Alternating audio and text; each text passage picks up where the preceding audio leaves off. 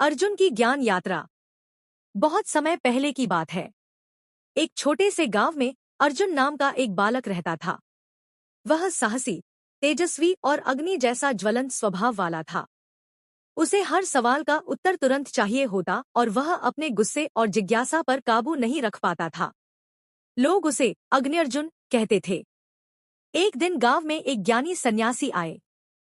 अर्जुन ने उनसे कहा, मुझे जीवन का संपूर्ण ज्ञान चाहिए, लेकिन जल्दी।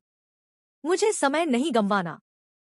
सन्यासी मुस्कुराए और बोले, ज्ञान अग्नि नहीं, जल की तरह शीतल होता है। उसे धीरे धीरे ग्रहण करना पड़ता है।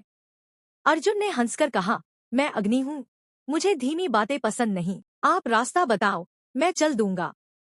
सन्यासी ने उसे 3 द्वारों वाले जंगल की ओर भेजा। एक पहले द्वार पर लिखा था, क्रोध त्यागो। वहां एक बाघ रास्ता रोककर खड़ा था। अर्जुन ने तलवार निकाल ली, लेकिन जैसे ही वह शांत होकर बैठ गया, बाघ धीरे धीरे चला गया। दूसरे द्वार पर लिखा था, श्रवण करो। वहां एक अंधा वृद्ध व्यक्ति बैठा था। वह बस हवा की बातें सुन रहा था। अर्जुन को पहली बार महसूस हुआ कि शांति में भी ज्ञान छिपा है। तीसरे द्वार पर लिखा था, स्वयं को जानो। वहां एक आईना रखा था।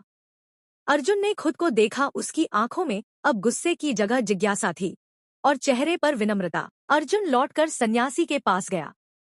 अब उसकी चाल धीमी थी, आंखों में तेज था, पर अहंकार नहीं। उसने सिर झुकाकर कहा, अब मुझे समझ आया, अग्नि को जल में बदलना पड़ता है ताकि वह जीवन दे सके, केवल जलाना नहीं। सन्यासी ने मुस्कुराकर कहा, अब तुम अग्नि अर्जुन से ज्ञान अर्जुन बन गए हो। सीख, सच्चा ज्ञान शांति, धैर्य और आत्मचिंतन से प्राप्त होता है।